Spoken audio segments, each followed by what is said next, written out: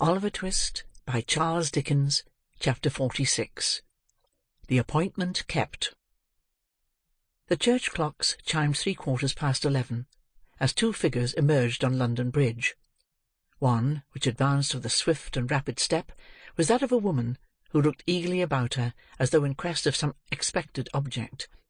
The other figure was that of a man, who slunk along in the deepest shadow he could find, and at some distance accommodated his pace to hers, stopping when she stopped, and as she moved again, creeping stealthily on, but never allowing himself in the ardour of his pursuit to gain upon her footsteps.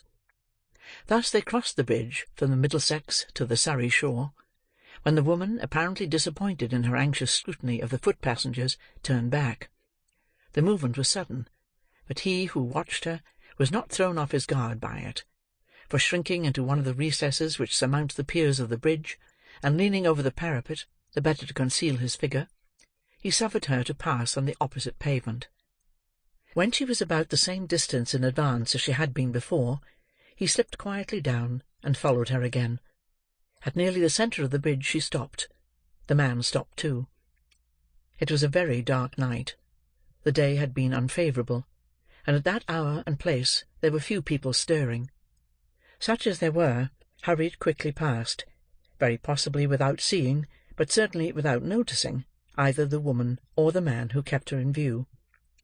Their appearance was not calculated to attract the importunate regards of such of London's destitute population as chanced to take their way over the bridge that night, in search of some cold arch or doorless hovel wherein to lay their heads. They stood there in silence, neither speaking nor spoken to by any one who passed. A mist hung over the river, deepening the red glare of the fires that burnt upon the small craft moored off the different wharfs, and rendering darker and more indistinct the murky buildings on the banks. The old, smoke-stained storehouses on either side rose heavy and dull from the dense mass of roofs and gables, and frowned sternly upon water too black to reflect even their lumbering shapes. The tower of old St. Saviour's Church, and the spire of St. Magnus, so long the giant warders of the ancient bridge, were visible in the gloom, but the forest of shipping below bridge, and the thickly scattered spires of churches above, were nearly all hidden from sight. The girl had taken a few restless turns to and fro, closely watched meanwhile by her hidden observer, when the heavy bell of St. Paul's tolled for the death of another day. Midnight had come upon the crowded city. The palace, the night-cellar, the jail, the madhouse, the chambers of birth and death, of health and sickness, the rigid face of the corpse, and the calm sleep of the child, midnight was upon them all. The hour had not struck 2 minutes, when a young lady, accompanied by a grey-haired gentleman, alighted from a hackney carriage within a short distance of the bridge, and having dismissed the vehicle, walked straight towards it. They had scarcely set foot upon its pavement, when the girl started, and immediately made towards them. They walked onward, looking about them with the air of persons who entertained some very slight expectation, which had little chance of being realized, when they were suddenly joined by this new associate. They halted with an exclamation of surprise, but suppressed it immediately, for a man in the garments of a countryman came close up, brushed against them indeed at that precise moment. "Not here," said Nancy hurriedly. "I'm afraid to speak to you here.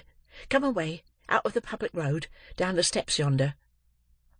As she uttered these words, and indicated with her hand the direction in which she wished them to proceed, the countryman looked round, and roughly asking what they took up the whole pavement for, passed on. The steps to which the girl had pointed were those which, on the Surrey bank, and on the same side of the bridge as St. Saviour's Church, form a landing-stairs from the river. To this spot the man bearing the appearance of a countryman hastened unobserved, and after a moment's survey of the place, he began to descend. These stairs are a part of the bridge. They consist of 3 flights. Just below the end of the second, going down, the stone wall on the left terminates in an ornamental pilaster facing towards the Thames. At this point the lower steps widen, so that a person turning that angle of the wall is necessarily unseen by any others on the stairs who chance to be above him, if only a step. The countryman looked hastily round, when he reached this point, and as there seemed no better place of concealment, and, the tide being out, there was plenty of room, he slipped aside with his back to the pilaster, and there waited, pretty certain that they would come no lower, and that even if he could not hear what was said, he could follow them again with safety. So tardily stole the time in this lonely place, and so eager was the spy to penetrate the motives of an interview so different from what he had been led to expect, that he more than once gave the matter up for lost, and persuaded himself either that they had stopped far above, or had resorted to some entirely different spot to hold their mysterious conversation.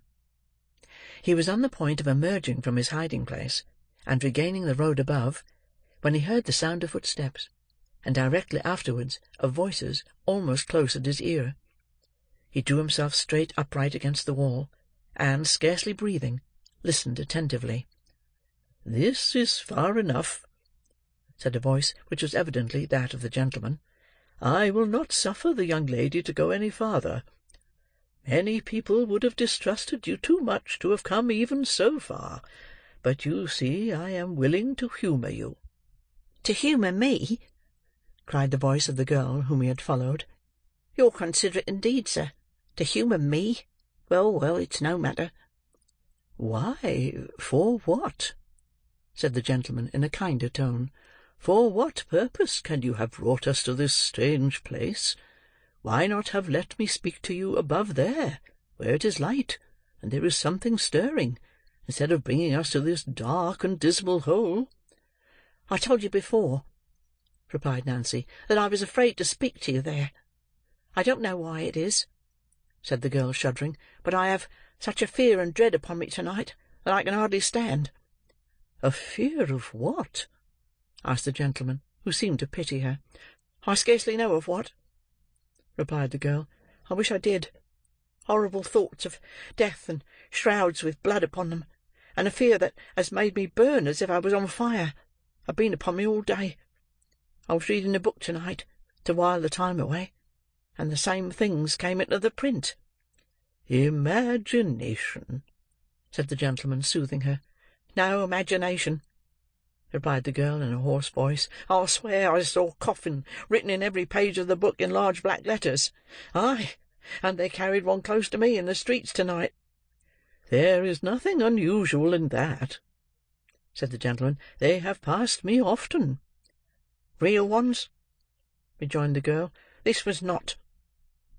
There was something so uncommon in her manner, that the flesh of the concealed listener crept as he heard the girl utter these words, and the blood chilled within him. He had never experienced a greater relief than in hearing the sweet voice of the young lady, as she begged her to be calm, and not allow herself to become the prey of such fearful fancies. "Speak to her kindly," said the young lady to her companion. "Poor creature, she seems to need it." "Your haughty religious people would have held their heads up to see me as I am to-night, and preached of flames and vengeance," cried the girl. "Oh, dear lady, why aren't those who claim to be God's own folks as gentle and as kind to us poor wretches as you, who, having youth and beauty and all that they have lost, might be a little proud instead of so much humbler?" "Ah," said the gentleman, "a Turk turns his face, after washing it well, to the east, when he says his prayers. These good people, after giving their faces such a rub against the world as to take the smiles off, turn with no less regularity to the darkest side of heaven. Between the Mussulman and the Pharisee, commend me to the first." These words appeared to be addressed to the young lady, and were perhaps uttered with the view of affording Nancy time to recover herself. The gentleman shortly afterwards addressed himself to her. "You were not here last Sunday night," he said. "I couldn't come," replied Nancy. "I was kept by force." "By whom?" "Him that I told the young lady of before." "You were not suspected of holding any communication with anybody on the subject which has brought us here to-night, I hope?" asked the old gentleman. "No," replied the girl, shaking her head. "It's not very easy for me to leave him, unless he knows why. I couldn't give him a drink of laudanum before I came away." "Did he awake before you returned?" inquired the gentleman. "No, and neither he nor any of them suspect me." "Good," said the gentleman. "Now listen to me." "I'm ready," replied the girl, as he paused for a moment. "This young lady," the gentleman began, "has communicated to me, and to some other friends who can be safely trusted, what you told her nearly a fortnight since. I confess to you that I had doubts at first whether you were to be implicitly relied upon, but now I firmly believe you are." "I am," said the girl earnestly. "I repeat that I firmly believe it. To prove to you that I am disposed to trust you, I tell you without reserve that we propose to extort the secret, whatever it may be, from the fear of this man Monks. But if, said the gentleman, he cannot be secured, or if secured cannot be acted upon as we wish, you must deliver up the Jew." "Fagin!" cried the girl, recoiling. "That man must be delivered up by you," said the gentleman. "I will not do it. I will never do it," replied the girl. "Devil that he is, and worse than devil as he has been to me, I'll never do that." "You will not?" said the gentleman, who seemed fully prepared for this answer. "Never," returned the girl. "Tell me why." "For one reason," rejoined the girl firmly. "For one reason that the lady knows, and will stand by me in. I know she will, for I have her promise. And for this other reason, besides, that, bad life as he has led, I have led a bad life too. There are many of us who have kept the same courses together, and I'll not turn upon them, who might, any of them, have turned upon me, but didn't, bad as they are." "Then," said the gentleman quickly, as if this had been the point he had been aiming to attain, "put Monks into my hands, and leave him to me to deal with." "What if he turns against the others?" "I promise you that in that case, if the truth is forced from him, there the matter will rest. There must be circumstances in Oliver's little history which it would be painful to drag before the public eye, and if the truth is once elicited, they shall go scot-free." "And if it is not?" suggested the girl. "Then," pursued the gentleman, "this Fagin shall not be brought to justice without your consent. In such a case, I could show you reasons, I think, which would induce you to yield it." "Have I the lady's promise for that?" asked the girl. "You have," replied Rose. "my true and faithful pledge." "Monks would never learn how you knew what you do?" said the girl, after a short pause. "Never," replied the gentleman. "The intelligence should be brought to bear upon him that he could never even guess." "I have been a liar, and among liars from a little child," said the girl, after another interval of silence. "But I will take your words." After receiving an assurance from both that she might safely do so, she proceeded in a voice so low that it was often difficult for the listener to discover even the purport of what she said, to describe, by name and situation, the public house when she had been followed that night. From the manner in which she occasionally paused, it appeared as if the gentleman were making some hasty notes of the information she communicated. When she had thoroughly explained the localities of the place, the best position from which to watch it without exciting observation, and the night and hour on which Monks was most in the habit of frequenting it, she seemed to consider for a few moments, for the purpose of recalling his features and appearances more forcibly to her recollection. "He is tall," said the girl, "and a strongly made man, but not stout. He has a lurking walk, and as he walks, constantly looks over his shoulder, first on one side and then on the other. Don't forget that, for his eyes are sunk in his head so much deeper than any other man's that you might almost tell him by that alone. His face is dark, like his hair and eyes, and although he can't be more than 6 or 8 and 20, withered and haggard.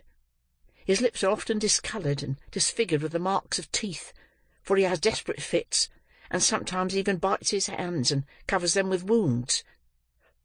Why did you start?" said the girl, stopping suddenly. The gentleman replied, in a hurried manner, that he was not conscious of having done so, and begged her to proceed. "Part of this," said the girl, "I'd drawn out from other people at the house I tell you of, for I've only seen him twice, and both times he was covered up in a large cloak. I think that's all I can give you to know him by. Oh, stay, though," she added. "Upon his throat, so high that you can see a part of it below his neckerchief when he turns his face, there is—" "A broad red mark, like a burn or scald?" cried the gentleman.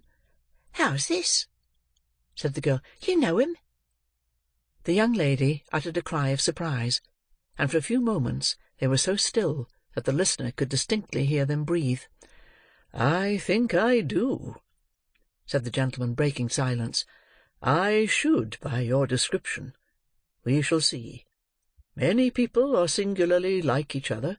It may not be the same." As he expressed himself to this effect, with assumed carelessness, he took a step or two nearer the concealed spy, as the latter could tell from the distinctness with which he heard him mutter, "It must be he." "Now," he said, returning, so it seemed by the sound, to the spot where he had stood before, "you have given us most valuable assistance, young woman, and I wish you to be the better for it. What can I do to serve you?" "Nothing," replied Nancy. "You will not persist in saying that," rejoined the gentleman, with a voice and emphasis of kindness that might have touched a much harder and more obdurate heart. "Think now. Tell me." "Nothing, sir," rejoined the girl, weeping. "You can do nothing to help me. I'm past all hope indeed." "You put yourself beyond its pale," said the gentleman. "The past has been a dreary waste with you, of youthful energies misspent, and such priceless treasures lavished, as the Creator bestows but once and never grants again. But, for the future, you may hope. I do not say that it is in our power to offer you peace of heart and mind, for that must come as you seek it. But a quiet asylum, either in England, or, if you fear to remain here, in some foreign country, it is not only within the compass of our ability, but our most anxious wish to secure you. Before the dawn of morning, before this river wakes to the first glimpse of daylight, you shall be placed as entirely beyond the reach of your former associates, and leave as utter an absence of all trace behind you, as if you were to disappear from the earth this moment. Come, I would not have you go back to exchange one word with any old companion, or take one look at any old haunt, or breathe the very air which is pestilence and death to you. Quit them all, while there is time and opportunity." "She will be persuaded now," cried the young lady. "She hesitates, I am sure."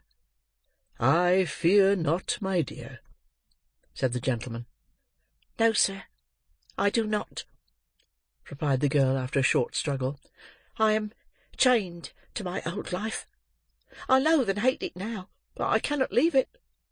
I must have gone too far to turn back, and yet I don't know, for if you had spoken to me so some time ago, I should have laughed it off. But," she said, looking hastily around, "this fear comes over me again. I must go home." "Home?" repeated the young lady, with great stress upon the word. "Home, lady," rejoined the girl. "To such a home as I have raised for myself with the work of my whole life. Let us part. I shall be watched or seen. Go, go, if I have done you any service. All I ask is, that you leave me, and let me go my way alone." "It is useless," said the gentleman, with a sigh. "We compromise her safety, perhaps, by staying here. We may have detained her longer than she expected already." "Yes, yes," urged the girl, "you have." "What," cried the young lady, "can be the end of this poor creature's life?" "What?" repeated the girl. "Look before you, lady. Look at that dark water. How many times do you read of such as I, who spring into the tide, and leave no living thing to care for or bewail them? It may be years hence, or it may be only months, but I shall come to that at last." "Do not speak thus, pray," returned the young lady, sobbing.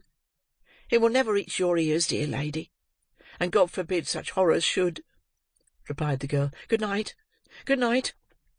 The gentleman turned away. "This purse," cried the young lady. "Take it for my sake, that you may have some resource in an hour of need and trouble." "No," replied the girl, "I have not done this for money. Let me have that to think of. And yet give me something that you have worn. I should like to have something. No, not a ring. Your gloves or handkerchief. Anything that I can keep as having belonged to you, sweet lady. There. Bless you. God bless you. Good night. Good night." The violent agitation of the girl, and the apprehension of some discovery which would subject her to ill usage and violence, seemed to determine the gentleman to leave her as she requested. The sound of retreating footsteps were audible, and the voices ceased. The two figures of the young lady and her companion soon afterwards appeared upon the bridge. They stopped at the summit of the stairs. "Hark!" cried the young lady, listening. "Did she call? I thought I heard her voice." "No, my love," replied Mr. Brownlow, looking sadly back. "She has not moved, and will not till we are gone." Rose Maylie lingered, but the old gentleman drew her arm through his, and led her, with gentle force, away. As they disappeared, the girl sunk down nearly at her full length upon one of the stone stairs, and vented the anguish of her heart in bitter tears. After a time she arose, and with feeble and tottering steps ascended the street. The astonished listener remained motionless on his post for some minutes afterwards, and having ascertained, with many cautious glances round him, that he was again alone, crept slowly from his hiding-place, and returned stealthily and in the shade of the wall, in the same manner as he had descended; peeping out, more than once, when he reached the top, to make sure that he was unobserved. Noah Claypole darted away at his utmost speed, and made for the Jew's house as fast as his legs would carry him. Chapter 46.